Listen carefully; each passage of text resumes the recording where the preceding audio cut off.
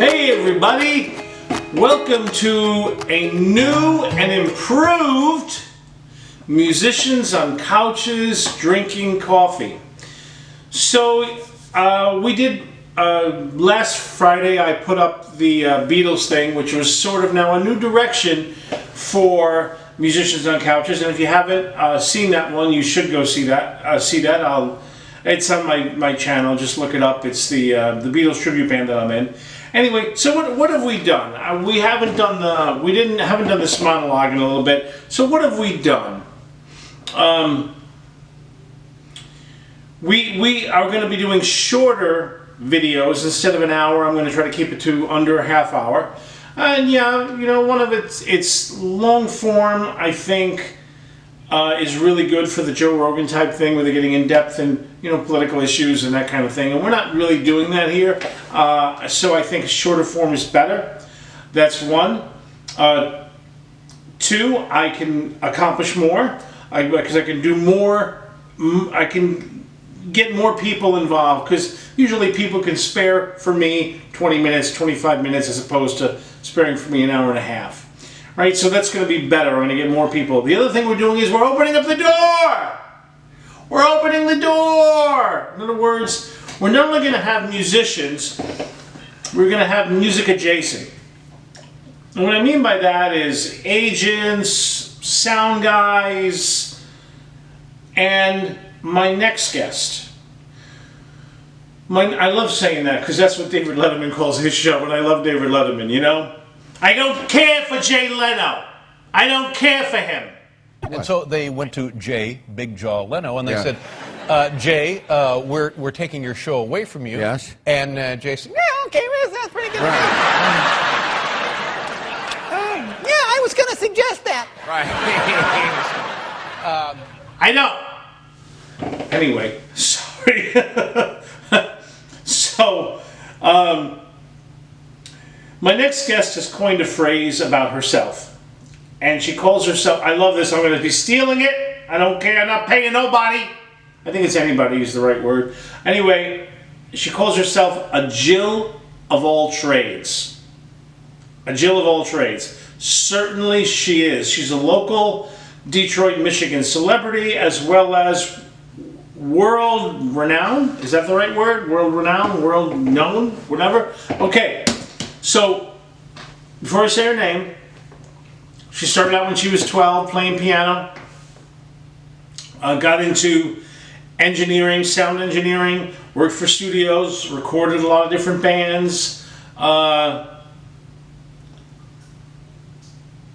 thing led to another. She ends up booking these bands, and then she ends up modeling, and then that leads into burlesque. And she has been involved in so many different projects. She's got modeling things coming up. She's got burlesque shows coming up. She's booking bands. She is so integral. How about that for a word, eh? Integral? You didn't think I could do it. Integral to the music business. All right? Again, before I say her name, little side note. She epitomizes, there's another important word and another hard one to say. With.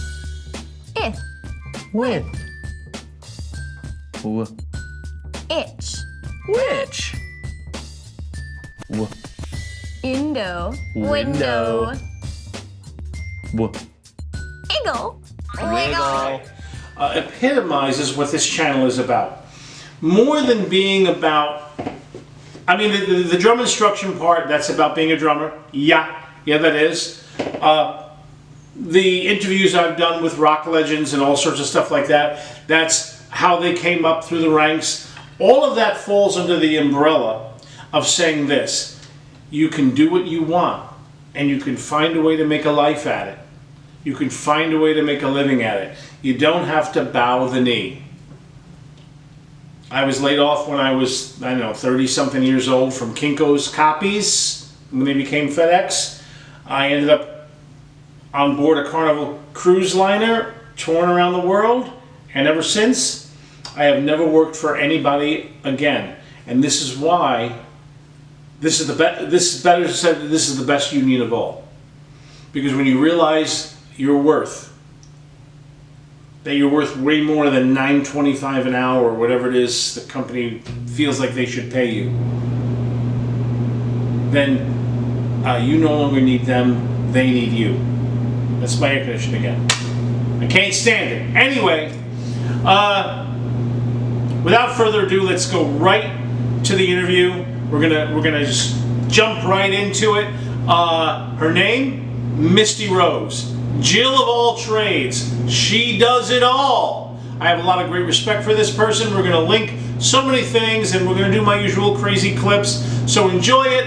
The next 20 minutes, have a seat, have a smoke, whatever it is you like to do. Let's go right to the interview right now. Let's get right into it.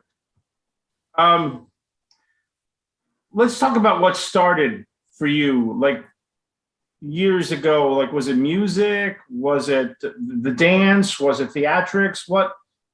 Well, it's kind of a funny story. I started my music entertainment business 22 years ago. I was originally a mobile recording engineer. Okay. And it was like a really good experience, and a lot of bands wanted to get recorded and at their homes or their practice spaces or wherever they wanted me to record them at. And then one band approached me and said, "Hey, I would you like to book my band?" And I said, "Sure, that sounds good." That was like 4 years into my business. And so I was like, "Okay, I'll do that." And then I started booking one band, and then one band turned to over 400 bands worldwide. Wow. 400 Yeah. worldwide. So Yeah.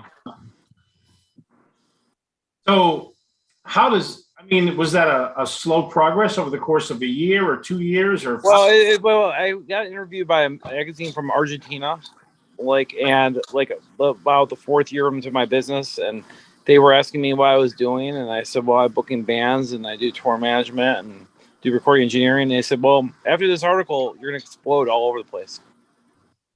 And I said, "Okay, that sounds good." I didn't believe them, and then sure enough, I constantly got emails from bands from other countries, United States, Canada, Europe, and all over the place saying they needed my services, which was really a shocking thing to me. But I continued plugging away at it every day and night because I didn't pretty much, that was like how I lived and breathed my life most of my life. So it's just like, yeah. So then in 2017, I decided, well, I'm going to start modeling and doing burlesque then, and expanded my horizons even more. So it's just kind of shocked how that, just kind of segued into that. But everyone said that kind of makes sense for me because I knew how to market bands. I know how to market myself. So when you're doing because as I was looking you up on Facebook and all these other places, it's sort of all like our spokes of a wheel. Everything's sort of connected, and I thought that was kind of cool, where everything sort of fits together. So now, what would you consider yourself? More of a burlesque performer, or more of an agent, or more of a? Well, right now I consider I'm a Jill of all trades. So, and then but I also feel like my life was on a pinprick because I'm so interconnected with many different people locally, nationally, internationally. I know a lot of the same people that correspond across the world.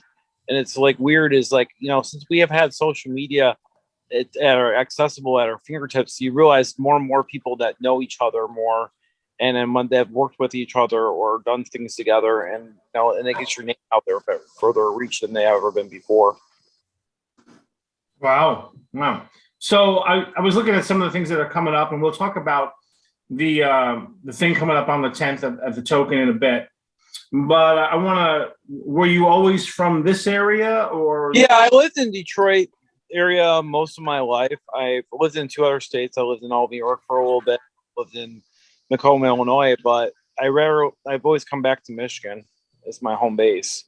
But everyone says, well, I always feel like there was always a journey for me to be beyond my garden walls all the time. So why relocate my business if I'm doing well here? Right. Why don't you start your business in New York, or why did you not start your business in Los Angeles?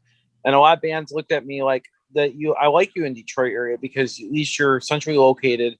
you're not pretentious like most LAers or New Yorkers, you know, Right, and right. you know that we have more of a down to earth mentality, you know. And I've had clients say, "Hey, you live in the Detroit area, you're more like a clean LA than a dingy LA." That's what my Right, clients. right, right, right, right.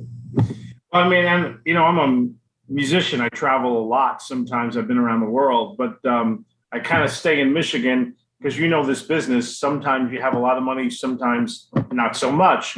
And Michigan, the cost of living is relatively still manageable for me. So I come back. I do have family here as well, but Right, I hear you, but you know, but I would, you know, when you travel worldwide, is, you know, like if you experience, you realize how much different scenes there are, and a lot of them are very similar to ours back here in Michigan and the Midwest, but other ones scenes are like different than ours, and it's kind of nice to see different people and different scenes about how they operate.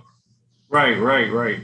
I lived for almost 6 to 8 months in LA for a while, and I didn't like the vibe in that scene. It was all right, but I didn't like, a lot of people were working really hard for very little money. And then in the New York scene, which is where I'm from, I was born in the Bronx.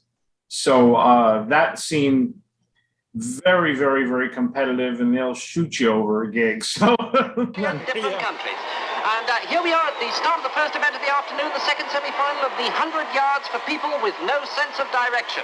I'll just give you the competitors. Lane 1, Skolomoski of Poland. Lane 2, Zarapatik of France. Lane 3, Grobovich of the United States. Next to him, Drabble of Trinidad. Next to him, Fernandez of Spain. And in the outside lane, Borman of Brazil. Well, that was... So what was your first modeling experience? Talk about that, because I would have scared to death. Well, here's the funny thing. I wanted to get into modeling, so I was like, well, I'm going to do a group shoot. That was my first experience doing modeling.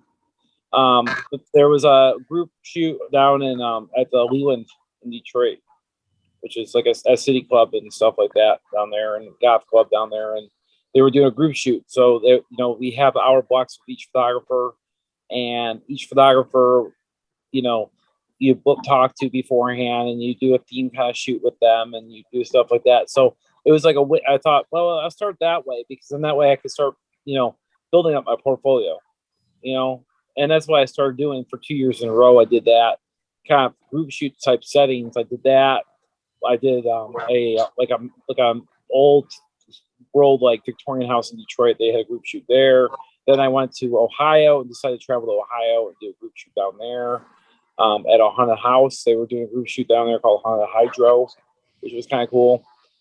That's why I started doing just group shoots first, because I was like, well, that's the only way I'm going to be able to get published that way, or, you know, opportunities to do stuff. And then I ended up doing a group shoot in Frankenmuth, which was my first publication, called Vamps Invade Frankenmuth, and we all dressed like vampires. Oh.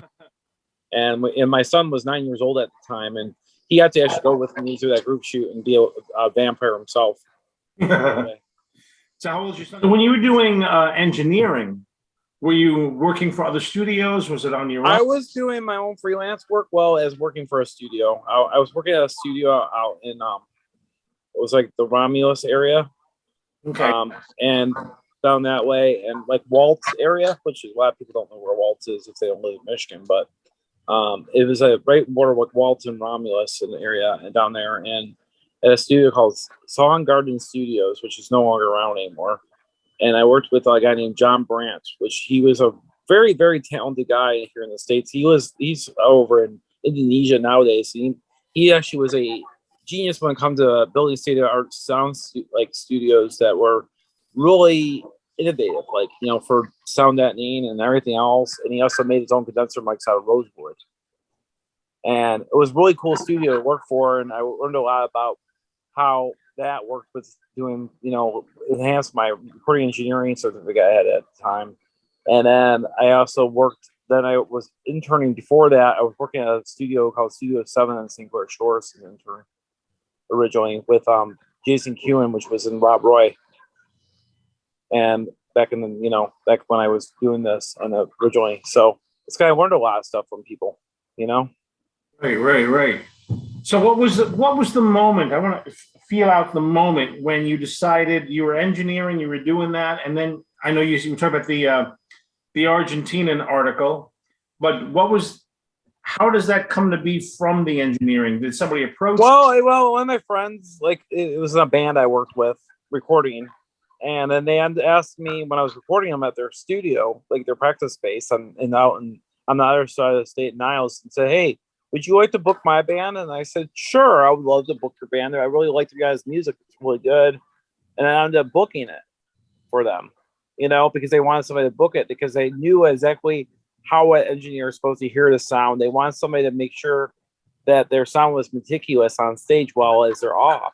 And so when you have a booking agent, they can oversee all that, making sure it's, properly mixed and, everything like that. Right. So they figured out I had the best representation of them at heart because I knew how their sound and their set's supposed to sound like. Right. So then it just took off from there. One led to another. Yeah, and then I kept on plugging away, and then we had this big social media boom of MySpace back in the day, but MySpace was a big platform when I started, and then eventually in 2006 I added Facebook to my media list. Facebook was nice back then because you could actually home on your area, zip code, and radius. So if you wanted to target market your shows and inviting people and everything like that was nice, but Facebook's not like that anymore. It's not really.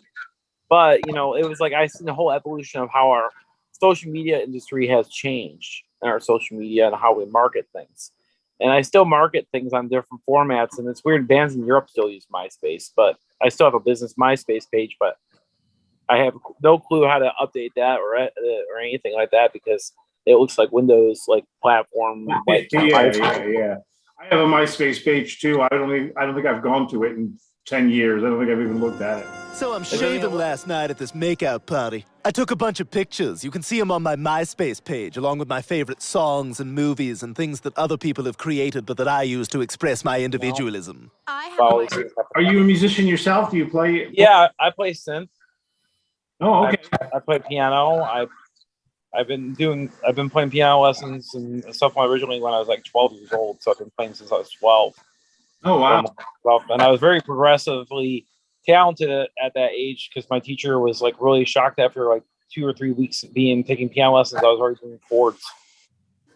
And she was really impressed by my dexterity because I got long dexterity. If you look at my hand, I got long dexterity enough to hit C to C when I play piano. And actually, I got to play keys on stage and stuff like that, which is kind of nice.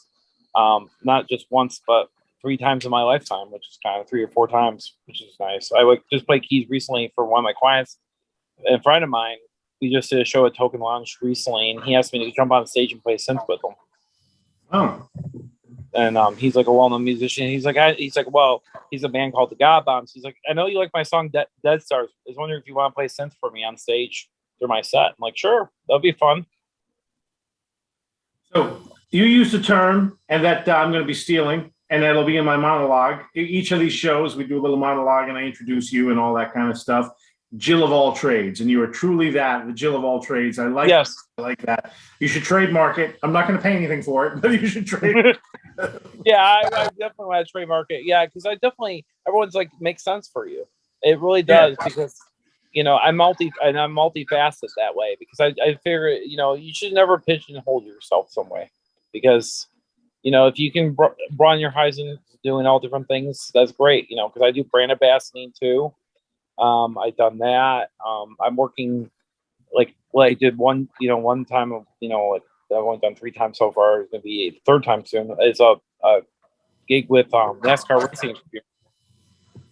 So I have to work with NASCAR Racing Experience and working with them. Wow. And things like that, and So I want to talk a little more about the NASCAR thing. That's an interesting connection, and because we'll use it as a segue to the burlesque stuff because in my mind, because I'm very left-wing, liberal, left-handed, you name it, and the NASCAR idea is in my head, wrong or right, the Trump supporter, and then burlesque doesn't fit into that mold for them, and I want to know, how does that connection begin for you? Don't you put that evil on me, Ricky Bobby! Don't you put that on us! Well, see, doing NASCAR Racing Experience was really cool because it gives you an idea that no matter if you're man or woman, you can still drive a race car or experience driving a race car at this thing. And it's kind of cool because there was like my first gig I did with them, it was kind of cool because they had an 80-year-old woman that was doing the NASCAR racing experience. She came over to me and she goes, "This has been my dream of mine since I was a little girl." I go, "Really?" And she goes, "Yeah." So she got to drive a race car at 80 years old. That's really cool. That's really cool. I saw how much she was lit up about it. And so this last one I'm going to be doing is on October the 1st, which is kind of cool. And they will actually give me free driving time out of it too. Wow. You know, like I said, it's so. Well, I told you when we initially talked, I spent a little time touring with Super Happy Fun Time Burlesque.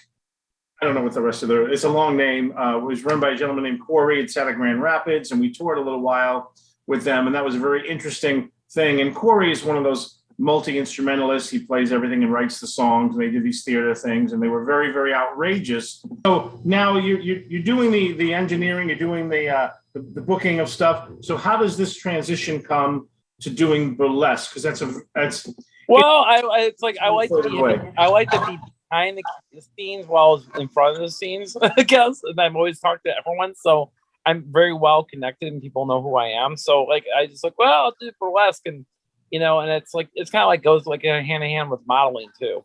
You know, right. Art. And it's kind of rewarding. It feels great to be on stage because I feed off the crowd of like how I feel and things like that. Like I've done different things. I come up with my own themes for burlesque, which is really cool and it's really different and innovative, and people like love it because of that. Like I did like my last burlesque show. I did one in August of last year, and I ended up doing it. It was for a steampunk ball out in Las Vegas. Oh, and it was really cool because it was a reverse cyborg, and I basically was thinking at a steampunk event, what would I do for a burlesque show? You know, because it's kind of an interesting topic to kind of be in a steampunk event. So I said, well, I'll be a reverse cyborg. So instead of having the skin of a cyborg with the robotics underneath, I figure, well, I'll have to show the robotic with the skin, revolving the skin underneath instead. So it shows that, you know, going from, you know, robotic form to human form, kind of metamorphosis like that.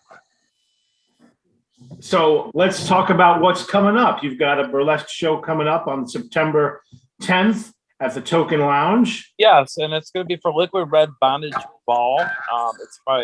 It's hosted by Liquid Red, which is awesome. The coordinator, she got me one in Vegas to be there too, but she asked me every year to do burlesque there, and it was just really cool. And so I get to do a burlesque set there, and I'm excited. I'm not going to reveal my show because I want people to come and see it. Right. But it's going to be a really cool show. I really have a really. Say the title of it, though. Say the title of it. The title of the show.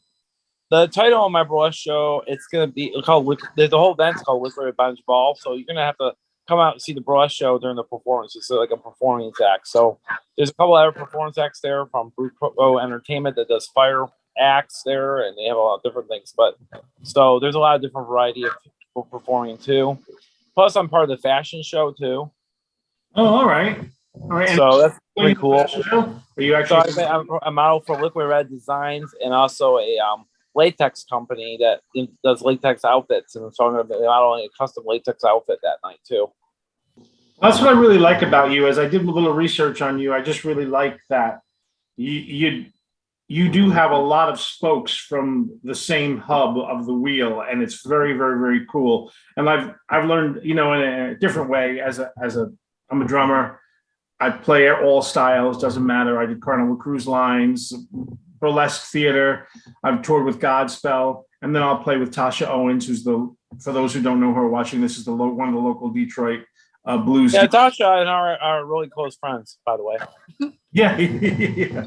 I played with her last. She asked me to be on her radio show.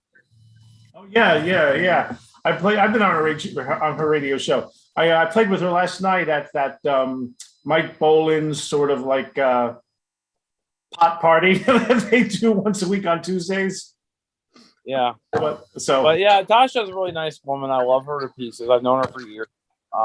You know, and you know, she's one of those people that we've hung out numerous times and stuff like that. She's just absolutely adorable.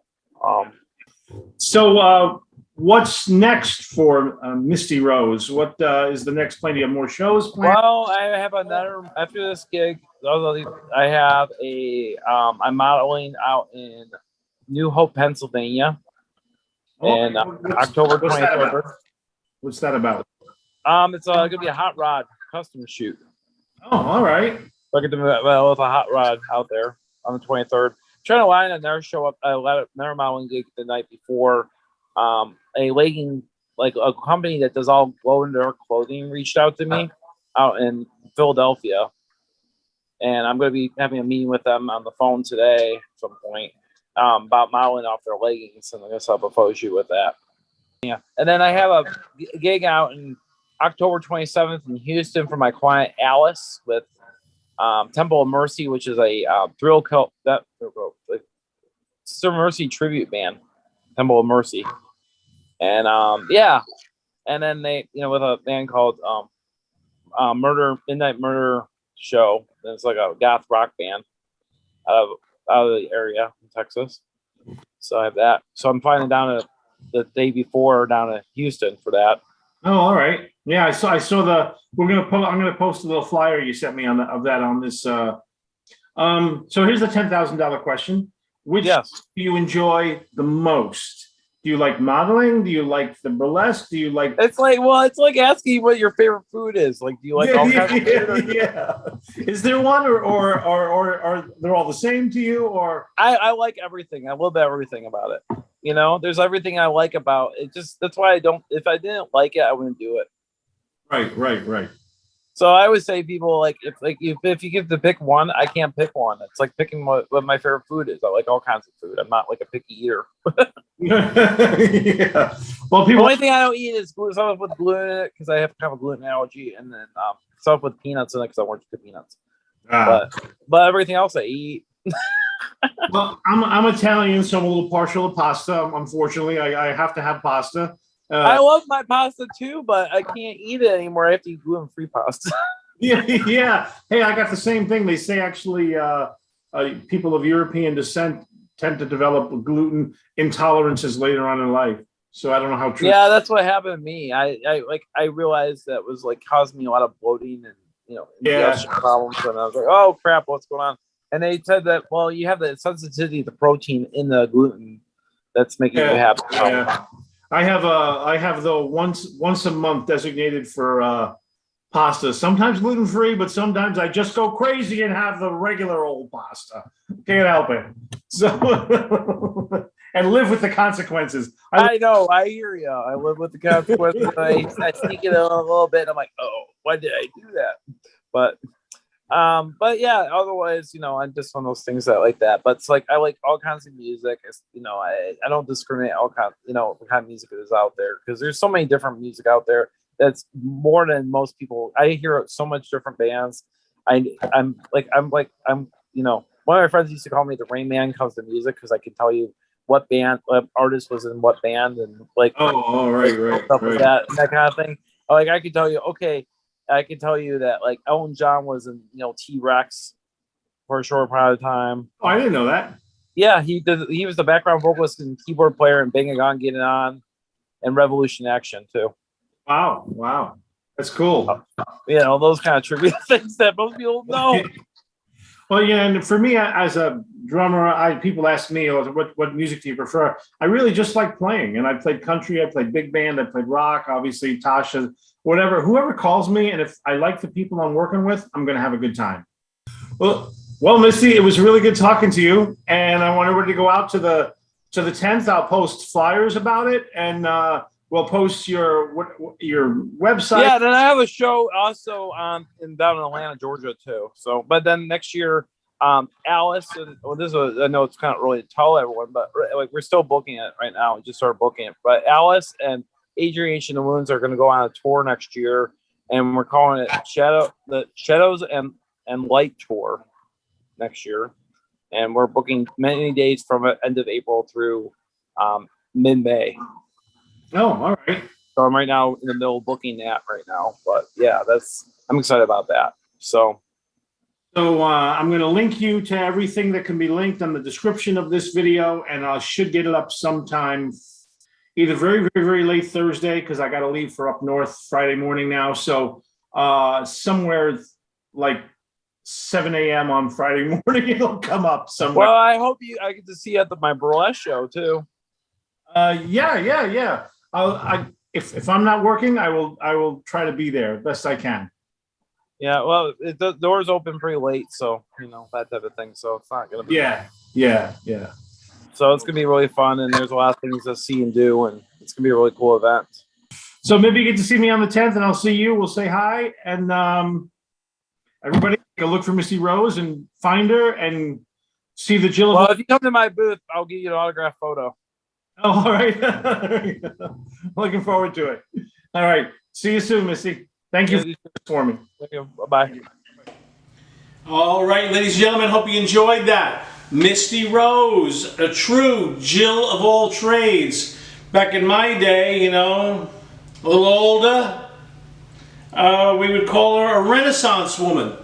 A Renaissance woman, just doing it all. So if you need her for whether modeling or booking your band or putting on a burlesque show, I'll have links to everything around me here and in the description. Get a hold of her. Get her on Facebook. All the ways that you can get a hold of her, and support her. She's living the life. Again, the moral of the story here, the moral of the story of this whole channel is do what you love to do. Do not think you have to bend the knee to the corporate gods, okay? Is it the easier path to go on your own? No, but you can do it. Misty did it. I did it. Countless others have done it. You can do it. Is it always going to be rosy? No pun intended, Misty? No, but you can do it. All right, we got a lot of good stuff coming up. Coming up next week, another edition of the very famous instructional show, Gadamentals. Thank you, Steve Gadd, for that book, and I will have another episode of that next Friday. Can't wait for it. This is a really good one, and I'll even have some applications on the drum set. See you soon. See you on the very next one.